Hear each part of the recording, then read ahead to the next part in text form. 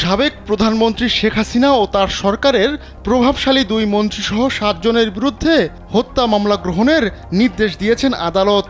মঙ্গলবার দুপুরে ঢাকার চিফ মেট্রোপলিটন ম্যাজিস্ট্রেট রাজেশ চৌধুরীর আদালত শুনানি শেষে এ আদেশ দেন। সাম্প্রতিক কোটা আন্দোলনে মুদি দোকানি আবু সায়েদকে গুলি করে হত্যার অভিযোগে এস.এম. আমির হামজা নামে এক ব্যবসায়ী বাদী হয়ে আদালতে মামলার আবেদন করেন। পরে আদালত বাদীর জবানবন্দি রেকর্ড করেন। এরপর শুনানি শেষে রাজধানীর মোহাম্মদপুর থানাকে আবেদনটি এজাহার হিসেবে গ্রহণ করার নির্দেশ দেন।